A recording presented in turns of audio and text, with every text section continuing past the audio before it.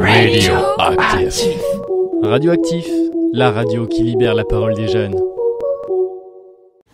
Bonjour, on se retrouve aujourd'hui pour la deuxième partie de l'émission concernant la journée internationale des droits de la femme. D'ailleurs, Laurent, justement, elle vient de parler de la pression que les hommes peuvent ressentir par rapport à la virilité ou devoir cacher ses émotions, etc. Est-ce que toi, en tant qu'homme ou Nathan, vous ressentez ça, vous, parfois au quotidien ? Moi, je sais que dans la façon dont j'ai été élevé par mes parents, il y a toujours eu la notion qu'on pouvait tout ressentir, que c'était important. Je sais que c'est aussi un message que j'hésite pas à donner régulièrement aux jeunes que j'ai à la mission locale.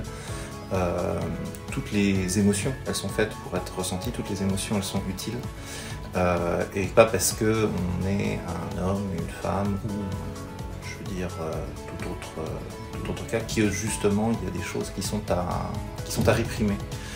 Donc non, moi j'ai jamais essayé de mettre de côté des émotions, j'ai toujours été libre de pleurer si j'avais envie ou choses comme ça. Mais je sais que derrière, il y a un jugement vis-à-vis de ça. Et je l'ai déjà pu le voir chez certaines personnes, ce jugement. Je rejoins complètement son avis. Mais pour rentrer un peu plus dans l'espace personnel, moi je suis un garçon transgenre du coup, et du coup ça veut dire que je suis née femme en fait. Et du coup j'ai eu cette éducation où je pouvais parler librement de mes émotions, etc. Donc avec mes parents spécialement. Et en fait quand du coup j'ai eu cette transition, j'ai remarqué vraiment un changement de considération des émotions, que ce soit avec les amis ou avec les parents, même, ils en font pas exprès, hein, mais même avec les parents en fait ça change. Et du coup c'est vrai que j'ai plus tendance à avoir honte maintenant de ressentir des émotions qu'on pourrait classifier de féminin entre guillemets, parce que moi je considère pas ça féminin, mais pour la plupart des gens ils le voient encore comme ça. Donc ouais, on va rejoindre tout ce qui va être pleurs, et puis même l'amour extrême je dirais aussi, d'assumer l'amour qu'on a pour les gens. Et c'est quelque chose qui est souvent remis en doute, et puis que pareil on se fait blâmer pour ça entre copains. Et c'est vrai que j'ai vachement remarqué la différence en fait en tant que femme et homme. Moi personnellement je me suis parfois remis en doute sur ça aussi. Et voilà. Et les filles du coup, j'aimerais vous poser aussi une question. Est-ce que vous personnellement vous avez déjà vécu, on va dire ça en tant que femme, des préjugés, des événements où vous avez été réduit à votre genre ? Réduit au genre, je pense qu'à l'âge de l'adolescence, c'est un peu systématique entre les filles qu'on peut dire garçons manqués, etc. Là, on est tout de suite dans le préjugé, de pas s'habiller correctement ou ces choses-là, pour les égalités envers les tenues des filles, les tenues des garçons, etc. On est dans un âge, je trouve, à l'adolescence où justement, il y a plein de stéréotypes, de préjugés. C'est les filles, les garçons, c'est presque réparti. Les garçons doivent faire ça, les filles doivent faire ça. Mais un garçon, ça pleure pas, en effet. Ça, on l'a déjà entendu aussi. Toutes ces choses-là, c'est vrai que c'est compliqué parce que on entend des choses et en même temps l'adolescence c'est un moment où il faut se construire, et donc on se construit en entendant ces choses-là, et c'est pas toujours facile du coup d'avoir son propre avis quand on entend à longueur de journée des phrases stigmatisantes quoi. Pour te rejoindre, je suis désolé, je coupe un peu la parole, mais pour te rejoindre, c'est vrai que pour avoir vécu l'expérience de ce changement de considération, c'est vrai que j'ai beaucoup remarqué la différence sur l'attente physique et tout ce qui va être, surtout physique en vrai, des femmes, donc que ce soit au niveau du corps, au niveau de l'habillement vestimentaire, alors que maintenant je pourrais sortir n'importe comment, qu'on me dirait rien quoi. Et j'ai vraiment remarqué cette différence vachement à l'adolescence, et je voulais aussi ajouter tout ce qui va être les sifflements et les remarques en fait dans la rue. Donc on va dire, moi j'ai transitionné du coup à l'âge de 17 ans, donc j'ai quand même eu toute mon adolescence en tant que femme, et bizarrement l'âge où j'ai eu le plus de remarques c'était vraiment entre 10 et 12 ans. Et c'est vrai que c'est très dur de grandir, on va dire, normalement, avec des remarques à cet âge-là, quand on est vraiment encore un gamin, quoi. Du coup, une gamine, mais voilà, vous m'avez compris. Il n'y a pas qu'à l'adolescence, hein. C'est vrai que moi, aujourd'hui, en tant que directrice, on attend parfois de moi, physiquement, une certaine tenue qui n'est pas forcément mon style. Moi, je suis très jean basket et on attendrait de moi, venant d'une directrice, d'être tailleur, bien habillée, etc. Ouais. Donc voilà, on a tendance à mettre des catégories et puis en fonction de ce qu'on fait et de ce qu'on est, on devrait être dans ces catégories alors que pas forcément quoi. Après moi je trouve qu'ils en attendent trop parce que si on se met en tailleur, ils vont nous dire pourquoi elle se met jamais en robe ou en jupe alors que quand on se met en robe ou en jupe, ils disent pourquoi elle change pas. Moi personnellement au collège je m'habillais beaucoup en jogging parce que je me cherchais, je savais pas encore quel était mon style et j'avais beaucoup de jugement dans le sens où j'étais en jogging, j'étais pas en robe alors que j'étais une fille. Où je m'habillais qu'en noir, il fallait que je m'habille en couleur parce que du coup je suis une fille. Il y a toujours eu des stéréotypes comme ça. Ouais. Je trouve ça un peu débile. C'est ça. Moi j'aimerais ajouter quelque chose là-dessus. Pareil au collège je m'habillais beaucoup en noir. Alors j'ai eu un jugement, pas de garçon manqué, mais donc du coup on m'a collé l'étiquette de dépressive, ce qui n'était pas très très cool. Et j'avais aussi remarqué qu'à l'époque, toujours maintenant, j'avais de l'acné. Et souvent j'avais la remarque qu'il fallait faire quelque chose, mais que quand c'était par rapport à mon frère, on lui disait rien. Alors, mes parents, eux, ils nous disaient à chaque fois de pas nous en faire, que c'était l'adolescence, voilà. Et j'aimerais aussi parler de ma mère, personnellement. C'est-à-dire que ma mère a fait un métier, elle a travaillé dans les cars, elle a été conductrice de car. Sauf qu'à chaque fois que des personnes la voyaient, on pensait toujours qu'elle travaillait dans tout ce qui était esthétique, tout ça. Parce qu'elle avait une manière de s'habiller qui correspondait pas du tout à son métier. Donc ça faisait partie des clichés. C'est super intéressant. Et toi, Lilou? En soi, non, parce que... En fait, moi, je pense que j'ai toujours suivi ce côté très genré, en fait. Où moi, en tant que fille, j'ai toujours été très coquette, très robe, très machin.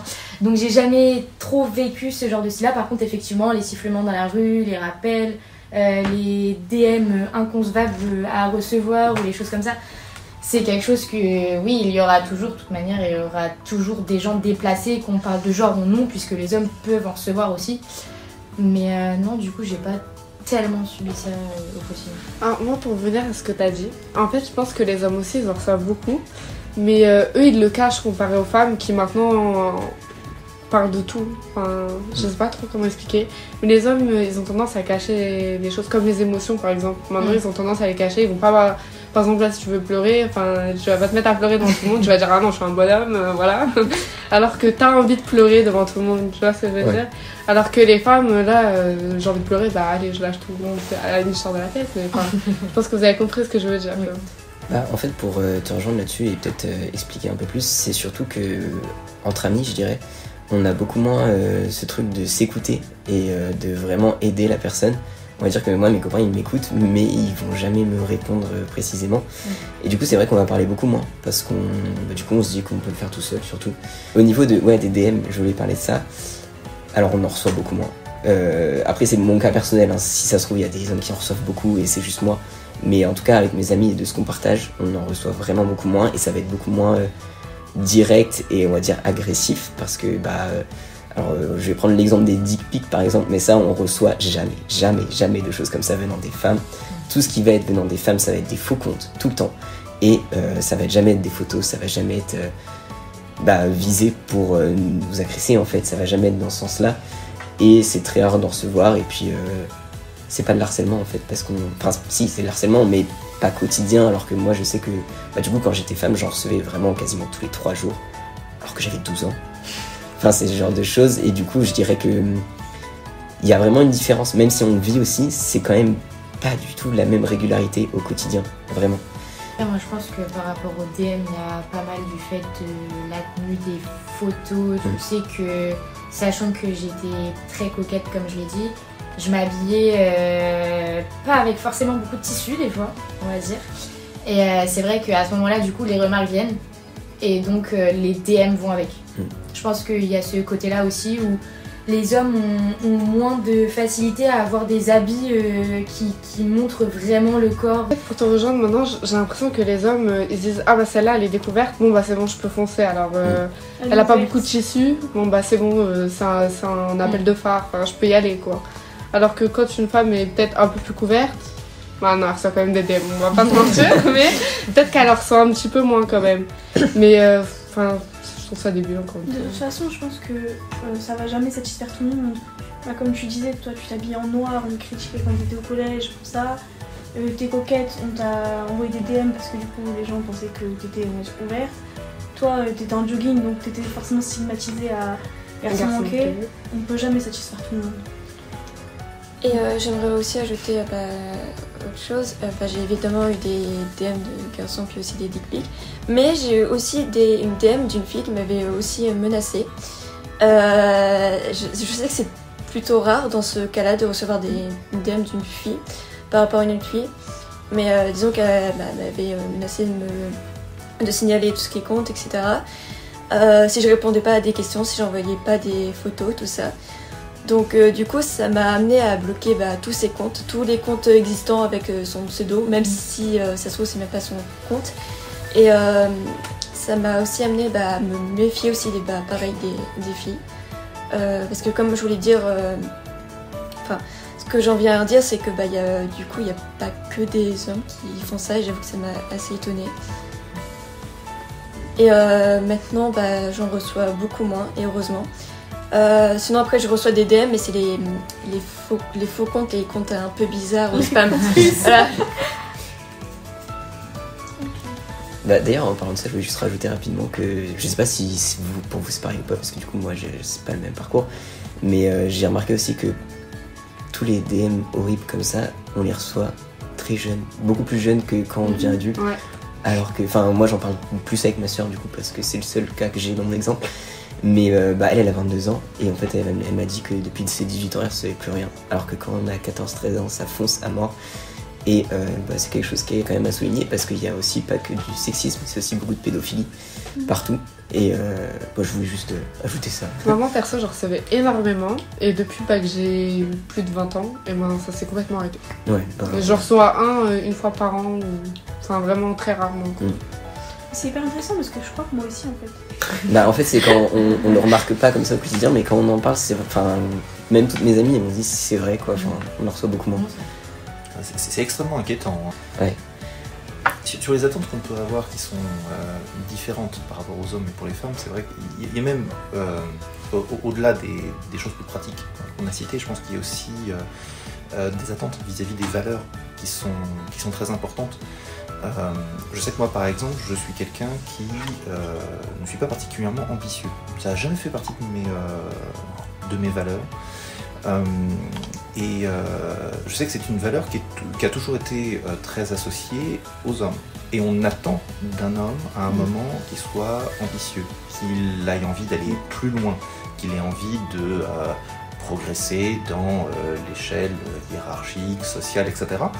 Alors que ce n'est pas particulièrement attendu d'une femme. Et c'est vrai que le fait de ne pas avoir envie justement d'évoluer de cette manière-là, je vois des femmes où justement ça ne leur est pas reproché, le fait ça ne leur vienne pas particulièrement à l'idée.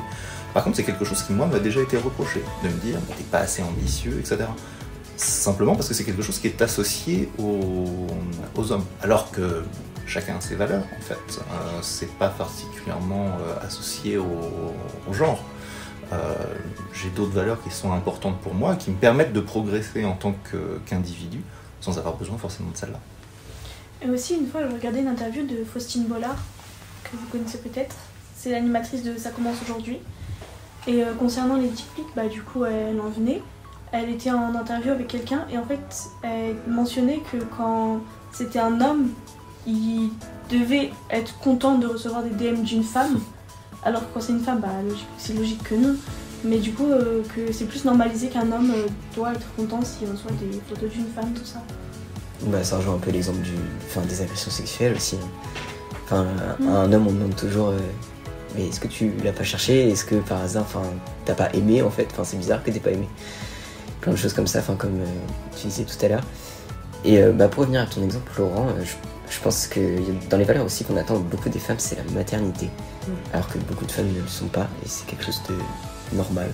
Et aussi que la maternité je saurais pas entrer plus en détail là-dedans, mais qu'en gros elles aiment les enfants et qu'elles les éduquent parfaitement, etc.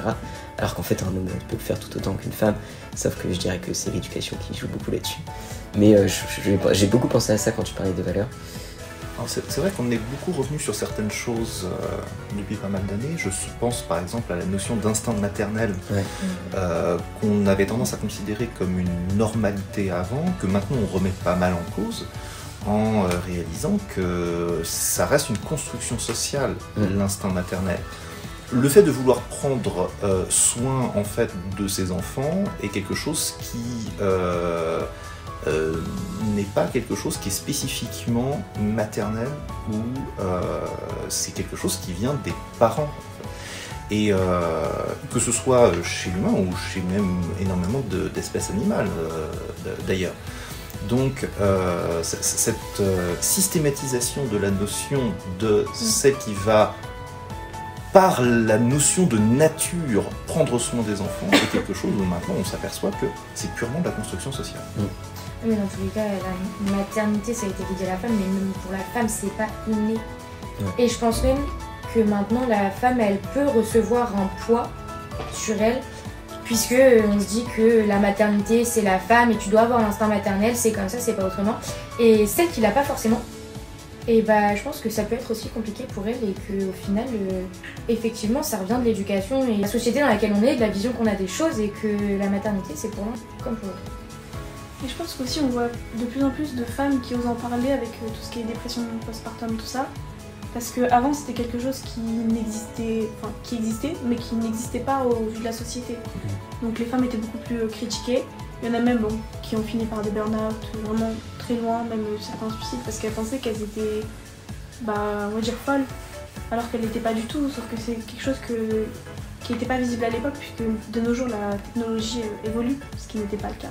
Il y a une conception de ce que doit être la maternité aux yeux de la société qui est encore très très forte, alors que tout le monde est différent et du coup tout le monde va aborder ça d'une façon différente. Je vais ajouter aussi qu'il y a aussi cette attente de maternité du coup dans les asthmates, parce que du coup j'ai travaillé en RPE, j'ai fait un stage en RPE du coup relais petite enfance en décembre.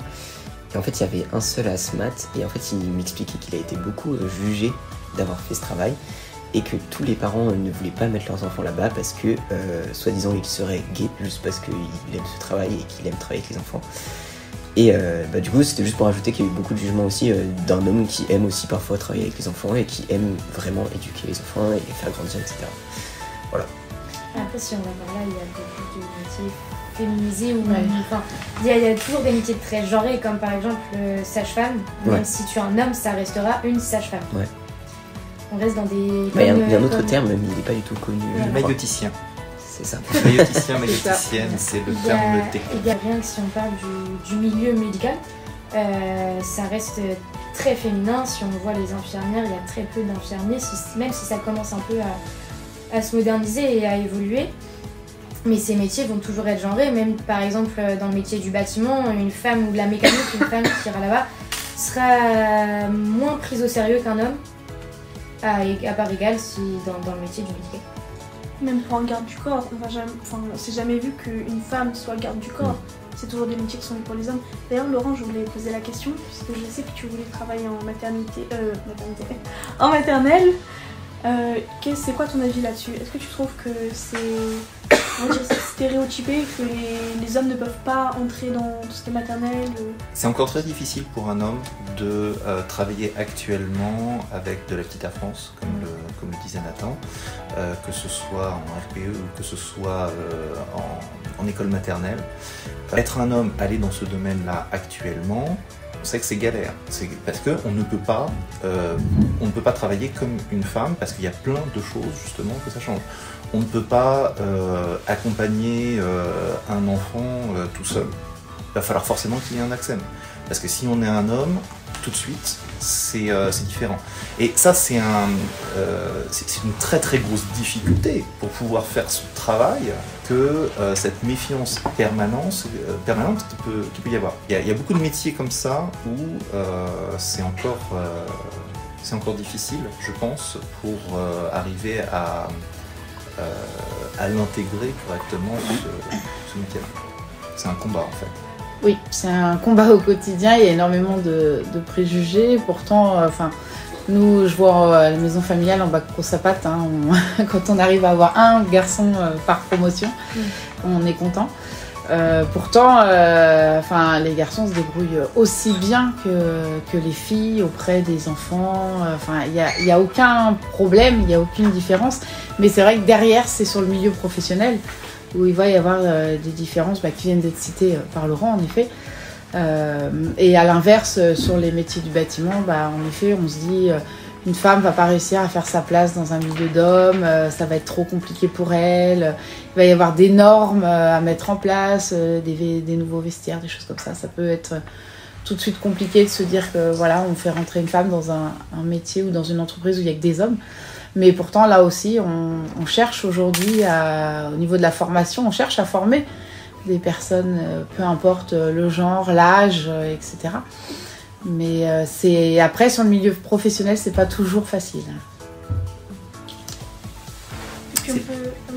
C'est pas toujours évident actuellement pour certaines entreprises de pouvoir même recruter, dans le sens où beaucoup d'entreprises maintenant sont très ouvertes à avoir de plus en plus de mixité dans leurs employés, mais ont de la difficulté à recruter. Je sais que en novembre dernier, on a eu la semaine de l'industrie, et c'est vrai que du coup j'ai pu échanger avec plusieurs entreprises industrielles sur les méthodes de recrutement, et c'est vrai que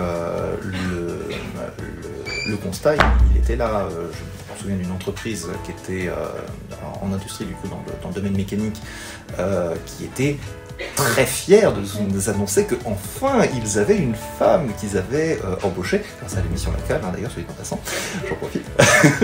mais c'est vrai que pour eux c'était un événement, c'était quelque chose dont ils sont très heureux, parce que c'est quelque chose dont ils ont envie, mais où en fait ils n'ont pas particulièrement quand ils recrutent, ils n'ont pas beaucoup de CV de femmes, et que dans la mesure où ils font ça bien, ils font pas en fonction du sexe de la personne, ils font en fonction des compétences, des diplômes, des choses comme ça.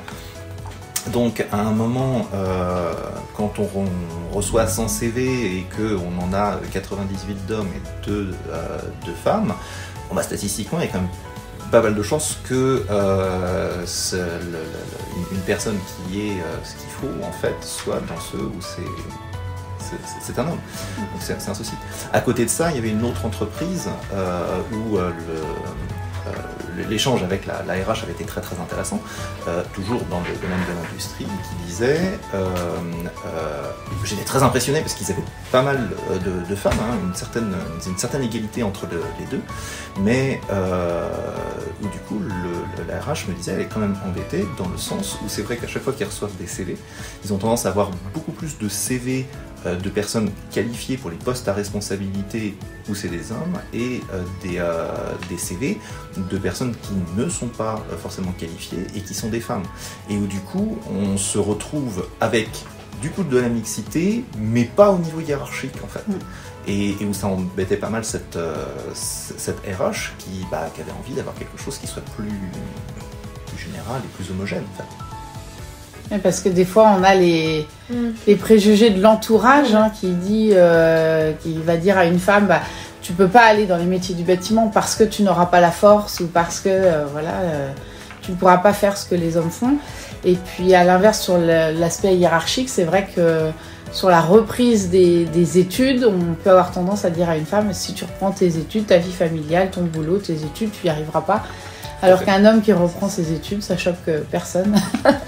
C'est vrai que ça va vraiment être en fait l'entourage, l'éducation qui va influencer sur les choix de ces personnes à se lancer ou pas, quoi. C'est ça le problème. C'est pour ça que je disais qu'effectivement, j'en reviens à l'idée de tout à l'heure, qui était de modifier cette vision des genres, de l'homme et de la femme, dans l'image qu'on s'en fait dans la société, dans l'image que les gens s'en font d'eux-mêmes. Des gens qui eux-mêmes sont les premiers à dire qu'il faut une égalité entre hommes et femmes, mais que eux-mêmes, parce qu'ils sont un homme ou parce qu'ils sont une femme, ils ne vont pas oser faire certaines choses pour des notions de genre. Après, je pense que même sans parler de refaire ses études, dans tous les cas, la femme aura plus de difficultés à avoir un métier à responsabilité, puisque si elle a déjà des enfants, c'est compliqué que tu aies un métier à responsabilité, tu as déjà des enfants, comment tu vas faire pour concilier vie personnelle et vie professionnelle? Si elle en a pas, ouais, mais comment tu vas faire si t'en veux un, ça veut dire que tu vas devoir aller en congé mat. Donc ça revient toujours au même. Avec l'homme, il n'y a pas ce problème-là pour les les postes à responsabilité plutôt. Donc je pense que même sans parler de reprendre les études, etc., pour la femme, ça reste plus compliqué d'avoir un métier à responsabilité. Alors, au-delà de ça, on sait que en France, le pourcentage d'hommes qui demandent des promotions est beaucoup plus important que le pourcentage de femmes. Et là encore, on revient sur cette notion de valeur dont je parlais tout à l'heure. Une femme, il est moins bien vu en fait qu'une femme soit ambitieuse. Donc du coup, elle demande moins de promotion, donc elle se retrouve moins avec des postes à responsabilité. Alors qu'on ira presque reprocher à un homme qu'il ne demande pas une promotion et qu'il n'essaye pas d'évoluer justement pour cette notion de valeur. Mais même au niveau des passions, vous avez tous des passions aussi, je suppose. Le sport, c'est toujours vu pour les hommes, alors que ça devrait l'être autant pour les femmes. Un homme qui fait de la couture, il va être tout de suite stéréotypé. Un homme qui... Enfin, c'est comme ça dans tous les cas. Donc, D'ailleurs, vous, en tant que coach dans le hand, vous avez joué au hand aussi dans une équipe féminine, du coup, ouais. C'est pas ça. Après, c'est vrai que c'est pas toujours... oui, on se dit le sport, c'est plus pour les garçons. Après... Moi, j'ai toujours été là dans des équipes féminines, du coup, donc c'est pas les mêmes mentalités, mais en effet, c'est une question d'exemple, quoi. C'est toujours quand il y a un exemple. Là, je suis dans un club, donc le HBC Mamers, où du coup, il y a une équipe féminine de National 2, donc, qui joue en National 2, et donc c'est un exemple, que ce soit pour les garçons ou pour les filles, c'est un exemple à suivre. Quand c'est des clubs où en effet ce sont des équipes masculines qui sont sur du haut niveau, c'est au niveau des jeunes, on ne transmet pas la même chose, les filles vont moins oser. Là, ce sont des femmes les exemples, donc c'est vrai que ça aide à lancer des filles proportionnellement. Il y a plus de filles qui jouent au hand parce qu'elles ont un exemple. Donc c'est vrai que c'est souvent une question d'exemple. On voit faire, ça donne envie et on a l'exemple que c'est possible. Et tant qu'on n'a pas cet exemple sous les yeux, on a tendance des fois à pas oser parce qu'on se dit bon, est-ce que c'est possible, qu'est-ce qu'on va me dire, alors que quand l'exemple est là, on se dit ouais, c'est bon, je peux le faire. Le chemin est tracé, la voie est ouverte, c'est possible. J'ai la preuve que c'est possible. Donc c'est vrai que c'est pas les mêmes mentalités et c'est vrai que d'où l'importance aussi que dans tous les clubs sportifs, il y ait une mixité là aussi d'équipes féminines et d'équipes masculines et que les deux soient possibles. Mais c'est vrai que souvent, au niveau des femmes, on peut avoir tendance à entendre que oui, mais entre ton travail, les enfants, la vie de famille, comment tu as le temps de faire du sport alors qu'un homme, il se pose pas le problème, tous les soirs il peut aller courir. Les gens vont moins se poser de questions, bizarrement, alors que non, c'est tout à fait possible. Et est-ce que selon vous, il devrait y avoir des quotas dans les entreprises pour que obligatoirement il y ait forcément des femmes ou des hommes? Je suis pas forcément pour cette histoire de quotas parce que derrière il y a une obligation qui fait qu'après on prend plus les personnes pour ce qu'elles valent vraiment. Par contre, des aides à la formation, des aides au stage, à la progression professionnelle, bien sûr qu'il faut inciter et montrer qu'on peut, que c'est possible de progresser et oui, de montrer aux femmes qu'il est possible de prendre des responsabilités et que ça n'empêchera pas le reste à côté. Par contre, le quota pour faire un quota, non, je suis pas forcément pour. On se dit qu'on a été pris parce qu'on est une femme justement, et on n'a pas été pris parce qu'on a des compétences. C'est juste parce qu'il fallait un quota. Et ça, je suis pas pour, non, je suis pas pour. Mais par contre, montrer que le chemin est possible et aider des femmes qui le souhaiteraient à pouvoir justement bénéficier d'aide à la formation ou d'aide en stage pour justement les aider à progresser professionnellement si elles ont envie d'évoluer. Ça, je pense que c'est important. Et qu'est-ce que vous en pensez ? Personnellement, moi, sur la question des quotas, c'est quelque chose que moi, j'aime vraiment pas. Parce que c'est une forme de ségrégation positive, mais une ségrégation positive, ça reste une ségrégation. Pour moi, c'est quelque chose qui est assez... qui est pas forcément bon. Après, ça pousse quand même à se poser certaines questions parfois, de se dire... si dans une entreprise, justement, le fait d'embaucher une femme est quelque chose qui est problématique, est-ce que pousser à ça ne va pas permettre de changer la vision des choses au sein de l'entreprise? Donc, on est sur un concept avec le quota d'une bonne intention, de quelque chose qui parfois peut être bénéfique, tout en étant quelque chose qui a un principe qui est extrêmement malsain. Pensez-vous que les postes à responsabilité sont plus difficiles pour les hommes, pour les femmes, excusez-moi, plutôt que pour les hommes? Moi, au sein des maisons familiales, de mon expérience personnelle, non. Voilà, je suis directrice comme d'autres et il n'y a jamais eu d'histoire d'homme ou de femme. Nous, il y a une convention collective, on est tous payés de la même façon, qu'on soit homme ou femme, en fonction du nombre d'années d'expérience. Donc, du coup, il n'y a pas ces questions-là. Moi, j'ai pas eu ce problème-là. Après, c'est vrai que des fois, au quotidien, quand on peut être dans une réunion avec juste une ou deux femmes au milieu de plusieurs hommes directeurs depuis plus longtemps ou des choses comme ça, parce qu'en plus, je suis jeune directrice, hein, donc c'est pas toujours facile. On se dit qu'il faut, pour se faire entendre, il faut forcément pousser un peu plus de la voix, mais ou en tout cas faire ses preuves. Ça, c'est sûr. Je pense que peut-être que inconsciemment des personnes m'attendaient peut-être au tournant quand j'ai commencé de savoir si j'allais réussir ou pas. On se dit... Mais bon, après, ça ne l'a pas été dit ouvertement, les difficultés n'ont pas été posées, on m'a pas mis des bâtons dans les roues. Mais forcément qu'après, selon les métiers, selon les entreprises, selon les secteurs professionnels, ça doit être beaucoup plus difficile, certainement pour des femmes. Alors, qu'est-ce que vous en pensez ? Pour moi, ça dépend aussi des métiers. Par exemple, si un homme veut entrer par exemple en maternelle, s'il veut accéder à un poste, à un de nos postes, il va peut-être avoir plus de difficultés qu'une femme. Et à l'inverse, si une femme veut avoir un autre poste, par exemple dans le métier de la mécanique, elle risque d'avoir beaucoup plus de difficultés qu'un homme aussi. Et après, ça dépend aussi des expériences et des compétences. Pensez-vous que la vie en politique améliorerait la vie de société si c'était une femme qui nous représentait ?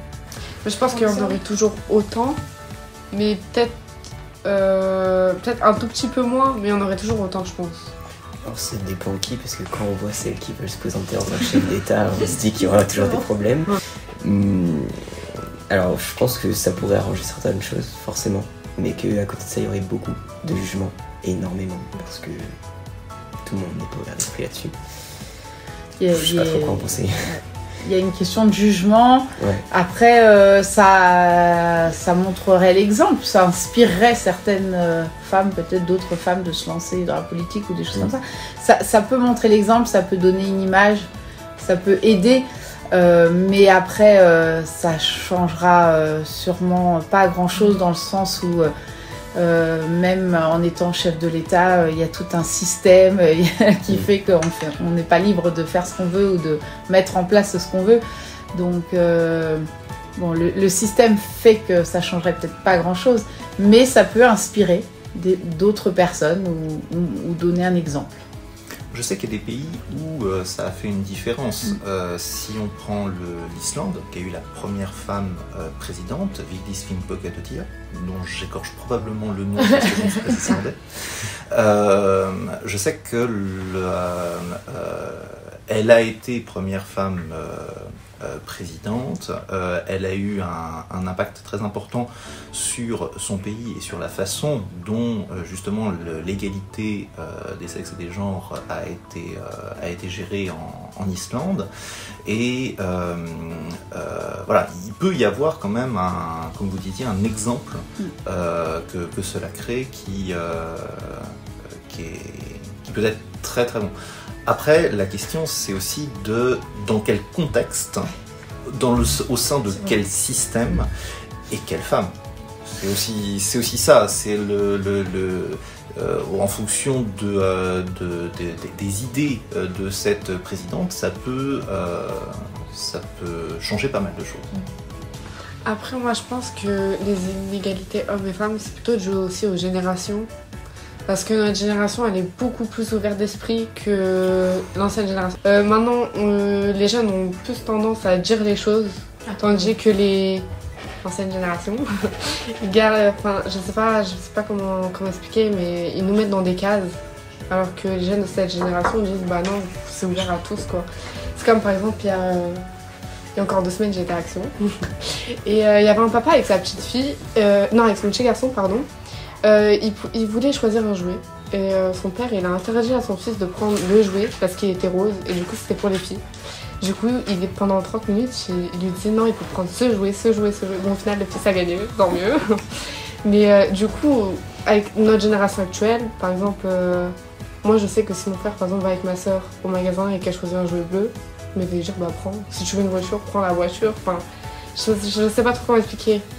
Mais sur ça, je suis plutôt d'accord, mais je trouve que plus la société avance, et même si on est dans une société progressiste, je trouve que le progressisme amène aussi beaucoup à la haine. En fait, je trouve que c'est de mieux en mieux, mais la haine aussi augmente de plus en plus.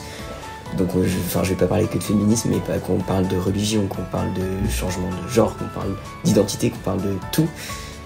Dès que ça s'améliore, il y a de plus en plus de haine en fait. Et c'est pour ça que je trouve ça compliqué comme débat, parce que à la fois ça s'améliore beaucoup, mais à la fois beaucoup de gens sont de moins en moins d'accord et vont dans l'extrême, ce qui est dommage. Mais c'est pour ça que oui, effectivement, l'exemple d'une chef d'État en tant que femme, même si elle n'a pas forcément les meilleures idées, ce serait plutôt pas mal quand même à la base. Mais il faut voir ce qu'elle propose derrière, quoi, surtout. Parce que c'est pas juste l'exemple qui compte. Surtout aussi avec les réseaux sociaux, de nos jours les femmes ont plus de facilité à parler. Mais par derrière, les gens n'ont plus peur de dire ce qu'ils pensent. Il n'y a plus forcément de filtre, puisqu'ils savent que c'est derrière une barrière. Donc il y a beaucoup de harcèlement numérique. On sait qu'avec les réseaux sociaux, les gens vont même des fois au-delà de ce qu'ils pensent, en étant ouvertement blessants, juste parce qu'ils savent que du coup il n'y a pas de conséquences derrière. Même si c'est au-delà de leur propre avis et de ce qu'ils pensent. Je pense que sur le décalage de génération, il y a aussi il y a encore beaucoup de progrès à faire sur les égalités dans la façon dont on est considéré, mais je pense aussi que c'est surtout que ce n'est pas exprimé et ce n'est pas de la même façon. Pour moi, si sur certaines générations plus anciennes, en fait, il y avait facilement la notion de se dire tel métier, c'est pas pour les hommes ou c'est pas pour les femmes, c'est quelque chose qu'on va se dire beaucoup moins que j'observe beaucoup moins dans les jeunes générations. Ce sont des choses qui ont été intégrées. Mais, par exemple, au sein des ateliers de la mission locale, on parle de discrimination, etc. Donc c'est forcément un sujet qu'on aborde. Et j'ai des jeunes où je sens que la notion de une femme mécanicienne, oui effectivement celle-là elle est mécanicienne, c'est normal, je veux dire tout le monde peut faire le métier qu'on veut. Et les mêmes jeunes en fait la semaine d'après, en les entendant parler, il y en a certains chez qui ça choque pas en fait de dire des choses normales comme de dire des choses qui leur semblent normales comme oui mais bon c'est moi la femme dans le couple donc c'est normal que ce soit moi qui fasse la cuisine. Et c'est vrai qu'il y a une notion que maintenant, oui, c'est intégré de la part de la nouvelle génération, contrairement à celle d'avant, que chacun peut tout faire. Mais il y a encore des notions, en fait, de ce que certains devraient faire. C'est ça la différence, en fait. Après, la différence, elle vient aussi de l'éducation qu'il y a eu derrière. Je pense que tout le monde a cette notion de maintenant ça a changé et il n'y a plus vraiment de tâches attitrées. Mais s'il y a eu cette éducation de on a toujours vu sa maman faire ça et c'est elle qui faisait à manger. Je pense que l'éducation reste que tu reproduis ce que tu as vu en fait. Ce qu'on a vu ou ce qui a été intégré oui, voilà. d'une façon ou d'une autre. Moi je sais que dans la façon dont ma mère m'a élevé, savoir faire la cuisine, la couture, c'est quelque chose qu'elle m'a appris pour, je cite, ne jamais être dépendant d'une bonne femme. Ce sont ses mots. Et c'est vrai qu'il y a la notion effectivement de savoir être indépendamment justement de la notion de genre et tout ça. Mais malheureusement, ça c'est pas encore dans l'éducation de chacun. Ce qui est normal d'une certaine manière, un pays il est forcément extrêmement divers et l'éducation n'est pas normée dans toutes les familles. C'est pas une mauvaise chose. Mais c'est vrai qu'effectivement, du coup, sur la considération de l'égalité, de ce qui doit être fait, etc., et du rôle de chacun, forcément, ça crée encore pas mal d'inégalités. Je suis plutôt d'accord. Surtout que Nathan disait juste avant qu'on était beaucoup dans le progrès, mais également dans le recul.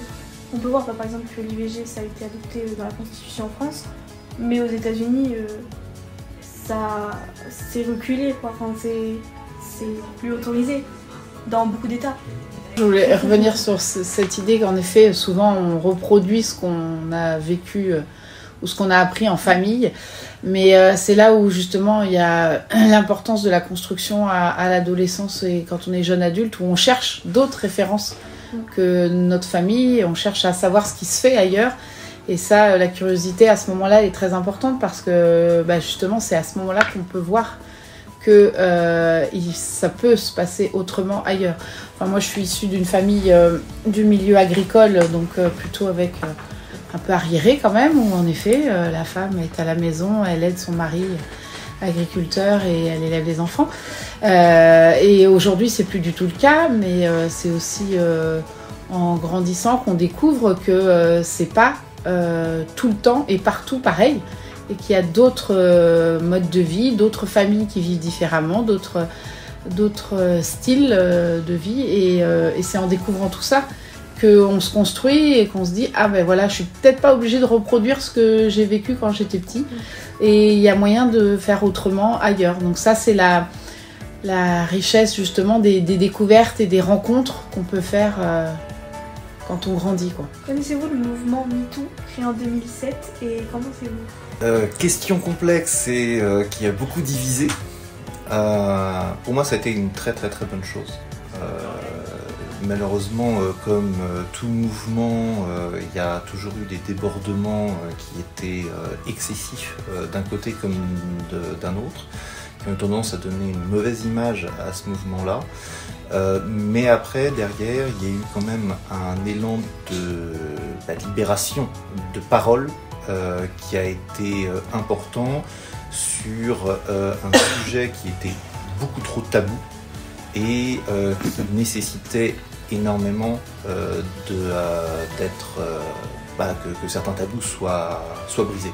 Donc pour moi ça a été quelque chose qui, malgré certaines mauvaises réputations qu'il y a pu y avoir à la fin sur ce mouvement-là, a été quelque chose de très très bon, de très nécessaire. Je vais juste restituer pour ceux qui ne savent pas. Le mouvement MeToo c'est dû à l'affaire Weinstein qui avait agressé sexuellement et violé beaucoup de personnes à Hollywood, mais qui était donc un grand producteur, donc il n'avait jamais été pointé du doigt. Par exemple, il y avait Rose McGowan qui jouait Paige dans Charmed, il y avait toutes ces personnes-là, et en fait c'est deux journalistes qui ont enquêté sur tout ça afin de faire chuter tout simplement Weinstein. Grâce à ce mouvement-là, ça a permis beaucoup de paroles de femmes, et c'est aussi grâce à ça, je pense qu'il y a eu une grande avancée sur tout ce qui est paroles des femmes, justement. Parce qu'en France, du coup, ça a inspiré le mouvement Balance ton porc, qui avait, on va dire, les mêmes ambitions. Et voilà, je voulais juste restituer pour ceux qui ne savaient pas. Du coup, moi je pense que c'est un très bon mouvement. Et je trouve que ça amène beaucoup de solidarité aussi qui manque dans la vie réelle qu'on peut avoir sur les réseaux sociaux. du coup qui permet de parler librement en sachant qu'on est écouté, qu'on est aidé aussi sur les réseaux sociaux. Et je dirais que c'est un peu la seule chose bénéfique des réseaux sociaux sur ça, c'est qu'il y a beaucoup de solidarité et c'est quelque chose que moi le MeToo, j'étais encore un peu jeune quand j'en ai entendu parler, mais pour le balance ton port, c'est vrai que ça a servi beaucoup. Et j'aimerais aussi ajouter qu'il y a le MeToo garçon, je sais pas si vous avez entendu parler de ça, mais c'est sorti il y a très récemment sur Twitter. Il y a le hashtag MeToo garçon qui a fait beaucoup débat chez les féministes, parce que du coup les femmes trouvent que les hommes se le réapproprient. Et je sais que même moi je n'ai pas d'avis précis là-dessus, parce que c'est vrai qu'ils auraient pu juste faire un autre hashtag, mais en même temps c'est bien qu'ils puissent en parler aussi. Je suis totalement d'accord, ça ne devrait pas être réservé que aux femmes. Il y a aussi beaucoup d'hommes qui... En fait, ce qui pose problème là-dedans, c'est surtout qu'ils aient repris le même nom, qui était vraiment une cause spécifique, comme tu as expliqué, de tout l'événement en fait. Et c'est ça qui a beaucoup été remis en question. Même moi actuellement, après avoir vu tous ces débats, je sais pas vraiment quoi en penser, honnêtement. Voilà.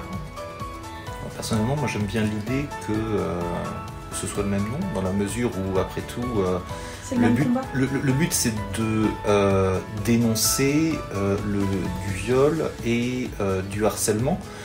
Finalement, qu'on soit un homme ou une femme, on s'en fiche. La question c'est qu'on soit est-ce qu'on est une victime. C'est pour ça que le fait que ce soit le même terme, finalement, moi c'est quelque chose qui me dérange pas du tout. Après, je pense qu'il a raison dans le sens où le problème c'est d'où part l'histoire, que à la base dans l'histoire, le violeur entre guillemets ou l'agresseur sexuel était un homme. Donc je pense que le problème vient de là, où si on prend le même nom MeToo alors qu'à la base c'était pour dénoncer l'homme qui a fait ça, je pense que le problème vient de là. Mais ce qui est bien aussi avec ce mouvement, c'est que ça a inspiré des lois en France, puisque c'est suite à cette loi que le harcèlement de rue ça a été pénalisé. Parce qu'il faut savoir qu'en France avant il n'y avait rien, il n'y avait aucun texte qui pénalisait une personne qui venait en harceler une autre dans la rue tout simplement. Et vous les filles, est-ce que vous avez là-dessus? Pour moi ce mouvement il a permis de faire en sorte que des femmes arrivent à en parler. Et c'est vrai que je confondais le mouvement MeToo et Balance ton port, en général je confondais les deux, même pour moi c'était la même chose, alors qu'en fait non, pas trop. Enfin si, ça rejoint, mais c'est pas tout à fait pareil. Et aussi ça permet d'être beaucoup plus écouté, qu'il y ait aussi un regard sur ce qui se passe, et ça permet de faire parler les choses, de montrer que non, c'est pas des mensonges, ça se passe vraiment, c'est pas que des légendes, des mythes, que malheureusement ça arrive, et que malheureusement si une personne essaye d'en parler, si c'est une femme, elle peut avoir plus de conséquences que l'homme. Même on peut la traiter de menteuse, enfin voilà quoi. Et lui faire la reproche que t'essaies de nuire à ça, t'essaies de lui enlever sa carrière, tout ça. Alors que voilà. Et je pense aussi que le fait que ce soit des stars du coup qui aient aussi osé témoigner, ça a laissé beaucoup plus facilement la parole pour des personnes qui se disaient elles aussi elles ont vécu ça, si elles arrivent à en parler là où elles en sont et à tout perdre, moi aussi je peux le faire. Il y avait surtout en plus de ça, à partir de la première affaire d'où ça est sorti, une très grande hypocrisie, puisque tout le monde sait que dans le cinéma malheureusement c'est monnaie courante, mais personne ne le disait. Pensez-vous du coup que la parole en France de la femme est assez écoutée ou... Non. Non. Pour moi, elle est un peu plus écoutée qu'il y a quelques années. Je dirais que ça dépend de quel point de vue, parce que si par exemple on se met juste à la place d'un commissariat, je trouve pas que c'est plus écouté. Je trouve que c'est plus jugé. Après, si on parle des réseaux sociaux, je trouve que ça dépend. Ça dépend dans quelle communauté on tombe, ça dépend sur quelle page on se retrouve. Je trouve que ça dépend vraiment d'où on atterrit, d'où on parle. Moi, pour te rejoindre, je trouve que sur les réseaux sociaux, on est plus écouté qu'avant quand même. Bon, on est beaucoup critiqué quand même, mais on est beaucoup plus écouté qu'avant. Maintenant, on peut voir plus de femmes connues, entre guillemets, qu'avant. Avant, on voyait toujours les mêmes personnes, tandis que maintenant, ça s'élargit beaucoup. Et au niveau de par exemple, quand on porte plainte, etc., je trouve que on est moins entendu qu'avant. On a pu voir beaucoup de personnes maintenant, donc tout le monde commence à en parler sur les réseaux sociaux. Après, je sais pas si c'est parce que maintenant il y a les réseaux sociaux et donc les gens peuvent en parler ouvertement. Il y a plus d'audience. Voilà, exactement. Donc du coup, je sais pas si avant c'était autant étouffé, mais c'était caché, ou si c'est maintenant que c'est autant étouffé. Et je pense aussi que le monde est plus lié maintenant. Enfin, on peut avoir des nouvelles de Paris, Marseille, de partout. Voilà, exactement. Alors qu'à l'époque, c'était pas du tout possible, quoi. C'est comme les disparitions. Avant, je pense qu'il y en avait autant que maintenant, mais c'était plus étouffé. Avant. À ce niveau-là, il y a des chiffres qui sont assez intéressants dans la mesure où ce sont des choses qui diminuent avec les années, mais dont on entend toujours plus parler. Mais même au niveau des maladies, tout ça, par exemple, on peut voir avec l'endométriose, SOPK, tout ça, c'était des sujets que les femmes... C'était tabou, les femmes, elles se plaignaient juste d'avoir des douleurs. Alors que maintenant, du coup, avec l'arrivée des réseaux sociaux, c'est quelque chose qui est beaucoup plus... dont on entend beaucoup plus parler, parce que sachez qu'une femme sur 10 c'est quand même atteinte. Ça veut dire que c'est quand même beaucoup de personnes en France qui sont atteintes de cette maladie, tout simplement. Et du coup, moi, je vous entends parler des réseaux sociaux depuis tout à l'heure. Donc, je voudrais savoir si pour vous, les réseaux sociaux aident ce combat de la femme. À la fois oui, à la fois non. Pareil, pour moi, c'est quelque chose qui va dans les deux sens, qui est à la fois positif et négatif. Quel que soit le combat, que ce soit la femme ou n'importe quelle autre discrimination, malheureusement les réseaux sociaux, ça fait avancer et reculer en même temps.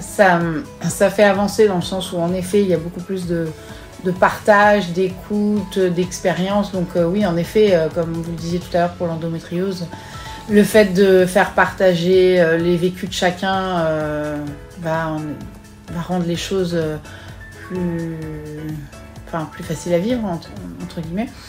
Mais face à ça, il y a ce côté immédiateté qui fait que, à l'inversement, quand on parle de harcèlement sur les réseaux sociaux, etc., c'est l'immédiateté qui fait ça. C'est-à-dire que quelqu'un fait quelque chose qu'on n'aime pas, les gens vont avoir tendance tout de suite à commenter, à critiquer sur les réseaux.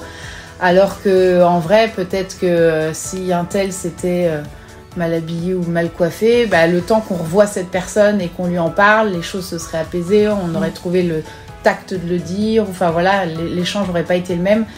Et sur les réseaux sociaux, c'est cette immédiateté, hélas, qui pose problème, dans le sens où les gens réfléchissent pas avant d'écrire, avant de commenter, avant de critiquer, avant de juger. Et ça pose problème, et ça enlève en effet le côté positif du partage d'expérience et de l'information, où là, des fois, parfois, ça passe à de la désinformation. Je dirais qu'on est beaucoup plus exposé à la haine en règle générale. C'est ça. Et en fait, les haineux, ils peuvent se mettre en groupe, et du coup, ça fait aussi un effet de vague, un effet de mode. Donc c'est aussi le problème en fait de l'audience sur les réseaux sociaux. Et pour parler de harcèlement, par exemple au collège, c'est un exemple personnel, mais mon père est professeur en fait au collège. Et il me parlait qu'il y avait beaucoup moins de cas de harcèlement physique. Et par contre, les réseaux sociaux, c'était de plus en plus, parce qu'avec l'anonymat, on peut faire des comptes à l'infini anonymes, et c'est de pire en pire. Et du coup, le harcèlement, en fait, il y en a de plus en plus, mais sur les réseaux sociaux. Et moins, en vrai en tout cas. Le problème derrière des réseaux sociaux, c'est que s'il y a un effet bénéfique, dans le sens où ça permet que certaines personnes soient plus écoutées, il faut aussi se poser la question de par qui elles sont écoutées. Le problème des réseaux sociaux, c'est qu'on a tendance à souvent voir ça comme un système où du coup l'information est véhiculée sous un flot uniforme, alors que c'est pas du tout le cas. On parle très très facilement de ghettoisation des réseaux sociaux, où finalement les informations restent toujours dans la même bulle, dans le même secteur. Dans le même cadre social, et où du coup finalement les personnes qui s'expriment ou qui se battent pour un domaine, une égalité, etc., ont tendance à avoir un discours qui n'est écouté que par les convaincus et pas les personnes qu'il serait intéressant de sensibiliser. Et du coup, à ce niveau-là, les réseaux sociaux ne sont pas mieux que n'importe quel type d'information qu'il y a toujours et qu'il y avait avant l'apparition des réseaux sociaux. Ça améliore bien évidemment, en particulier au niveau international, mais ça reste limité en fait. Et surtout, c'est peut-être juste moi qui pense ça, mais j'ai l'impression qu'en fait quand c'est du harcèlement, en physique c'est plus dû à un effet de masse. Tandis que c'est généralement plusieurs personnes qui vont harceler un seul individu. Généralement, c'est pas une personne toute seule. Quand ils sont tout seuls, on va dire qu'ils sont inoffensifs. Tandis que sur les réseaux sociaux, c'est peu importe. C'est une personne qui peut aller en harceler une autre, parce que c'est beaucoup plus simple comme ça. Mais moi, je dirais que oui, pour en revenir à ta question, parce que même si je suis assez mitigée aussi, les réseaux sociaux, ça peut aussi diminuer la parole de la femme, tout ça. De toute façon, ça peut que instruire. Si la personne n'a pas... Soit la personne est intelligente et elle va pas réagir ou elle va pas avoir un discours de haine, soit elle est, on va dire, pas instruite, et du coup, soit elle a déjà son avis, donc elle va harceler, soit elle peut que apprendre. Donc dans tous les cas, je pense que tu ne peux que apprendre quand une femme parle. Est-ce que vous pensez que, selon vous, il y a plus d'effets de masse quand c'est du harcèlement physique et, on va dire, peu importe qui sur les réseaux sociaux, ou est-ce que vous voyez ça différemment ? Bah, en effet, le problème des réseaux sociaux, c'est la facilité à se cacher derrière un écran ou un faux compte qui permet de dire des choses qui dépassent notre pensée, alors que physiquement, on va faire plus attention parce que les gens sont quand même très bien sensibilisés à la notion de harcèlement maintenant, et donc tout de suite, quelqu'un va réagir en alertant ou en disant directement à la personne « attention, là t'abuses ».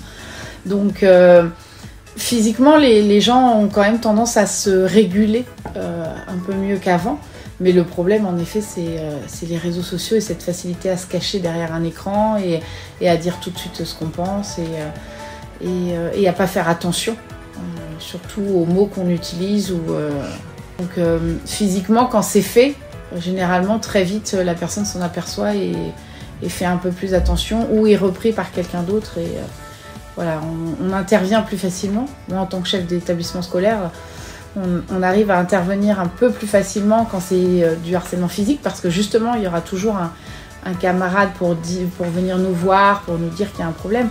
Quand c'est sur les réseaux sociaux et que c'est en dehors des murs de l'école, c'est tout de suite beaucoup plus compliqué, quoi. Il faut sensibiliser aussi toutes les personnes qui peuvent contrôler le téléphone, ces choses-là. Donc, mais ouais, ça complique les choses. Moi j'avais juste un truc à dire, c'est par rapport à tout à l'heure, il y avait un sujet comme quoi les femmes sont plus écoutées selon les générations, enfin ça dépend des générations. Et j'aimerais aussi ajouter un truc par rapport à ça, enfin, par rapport aux générations. C'est-à-dire que par exemple le corps parfait d'une femme va changer aussi selon les générations. Et j'ai aussi remarqué un truc. C'est que souvent, dans tout ce qui est librairie, bibliothèque, on va plus souvent voir comment perdre du poids, yoga, tout ça. Et souvent, on va voir que c'est adressé pour les femmes et écrit par une femme. Et honnêtement, j'ai pas encore vu de livre perdre du poids où c'était écrit par un homme, ou prendre du poids où c'était écrit par une femme pour une femme. Honnêtement, j'ai toujours vu des livres où c'était perdre du poids pour une femme. J'ai toujours vu plus de pubs pour ça par rapport à une femme que par rapport à un homme. Alors je sais que ça existe pour les hommes, mais honnêtement je le vois plus pour les femmes que pour les hommes.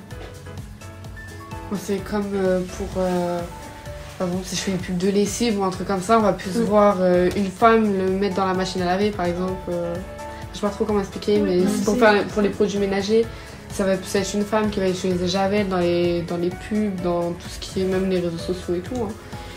Et oui, on ne voit jamais un homme en fait.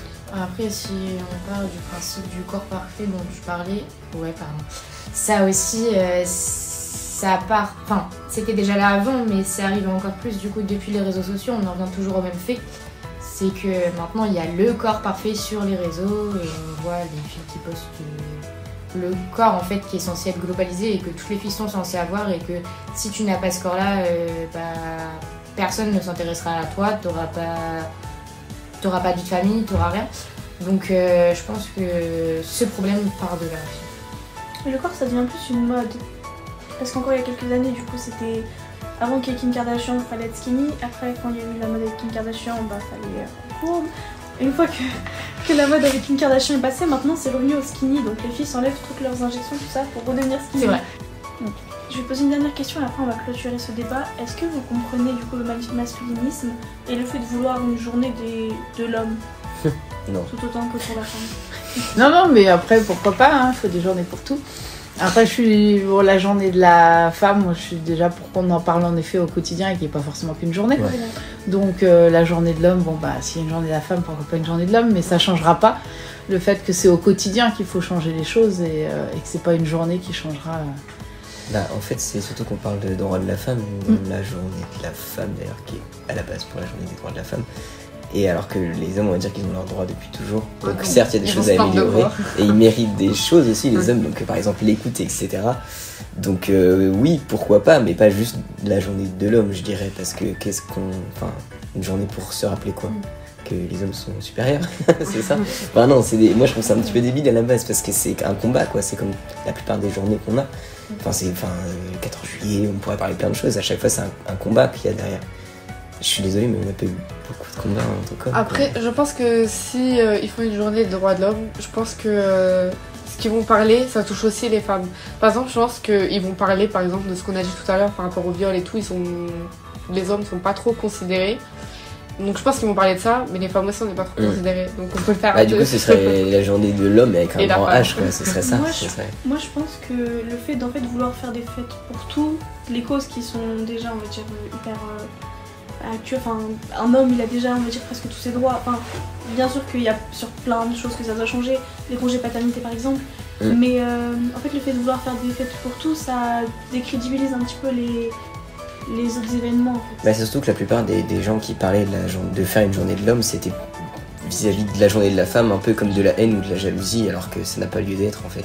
Pourquoi eux ils ont leur journée, on n'a pas. Ouais, voilà, c'est ça, c'était plus dans ce sens-là, et c'est dans ce sens-là que je trouve que l'idée de la journée des droits de l'homme n'est pas forcément bien, parce que c'est la source, on va dire, à la base d'où c'est proposé, elle n'est pas légitime, je dirais, entre gros guillemets, parce qu'il y a encore des inégalités, comme je dis avant, mais les journées des droits de la femme, c'est quand même quelque chose de beaucoup plus significatif.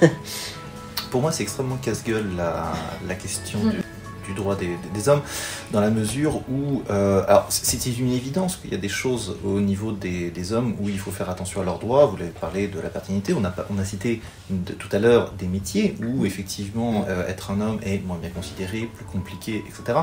Donc, pour moi, il y a un combat qui est évident à ce niveau-là. Le problème, c'est que si on commence à mettre une journée du droit pour les hommes, ça veut dire que du coup, la journée du droit pour les femmes n'est que pour les femmes. Or, quand on regarde l'émission qu'on vient de faire, on a parlé effectivement de féminisme, on a parlé de droits de la femme, mais on a surtout, avant tout, parlé d'égalité entre les genres. En abordant les droits de la femme, on aborde les droits des genres de façon générale. Et c'est ça qu'est le féminisme à la base. Le féminisme, ce n'est pas simplement essayer de montrer la supériorité de la femme, comme certains essaient de le faire croire, malheureusement. Le féminisme, avant tout, c'est simplement le combat pour l'égalité des genres et des sexes. Ça s'appelle féminisme, et il y a féminin dedans, parce que le premier plus gros chantier qu'il y a eu au monde à ce niveau-là, c'était celui du droit des femmes. Mais avant tout, c'est une notion d'égalité des genres.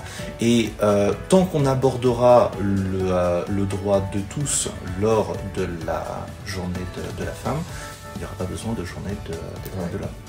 Bon, je vous remercie, c'était super intéressant. Merci. Merci à beaucoup vous. de nous avoir invités. Merci, avec plaisir.